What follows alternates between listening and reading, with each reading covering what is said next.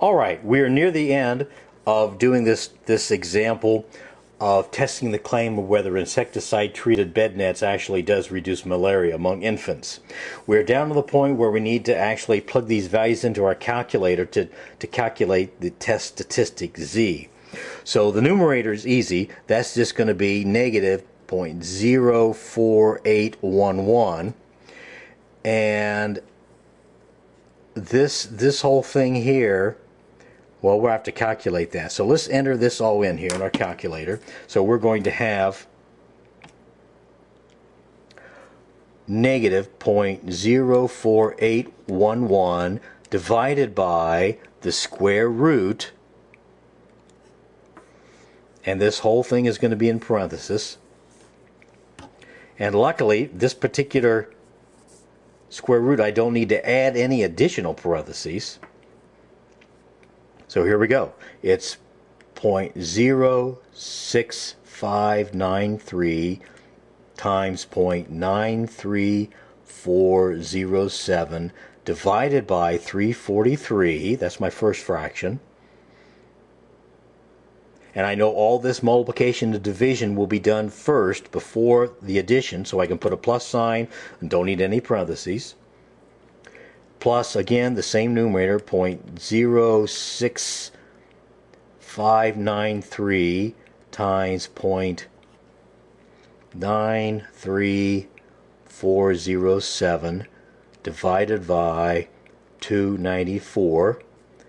And now that we've completed everything inside my square root, I need to close the parenthesis on that square root, hit equals, it thinks about it for a second, and we get a value of negative 2.439.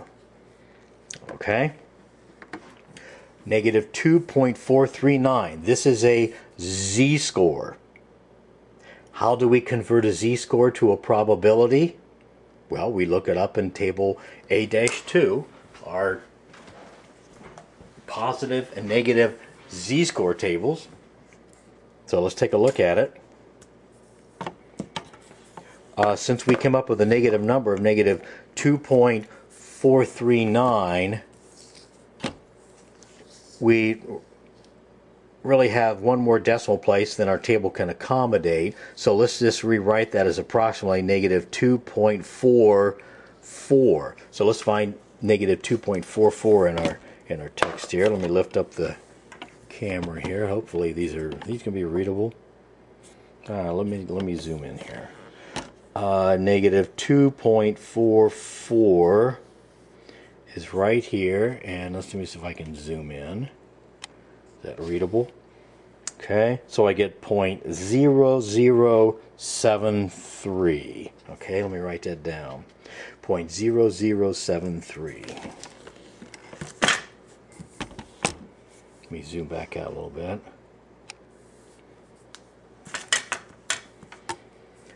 And this is the p-value. The p-value is the probability that I get this particular result from my sample, 0.0073. That is quite a bit less than 1%.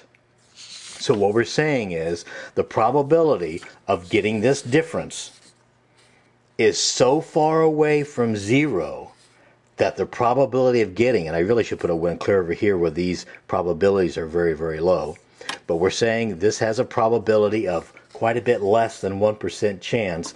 The fact that it's got a very low probability of occurring and yet it did occur means that something is wrong, and what's probably wrong is our assumption that the center of this distribution is zero in the first place.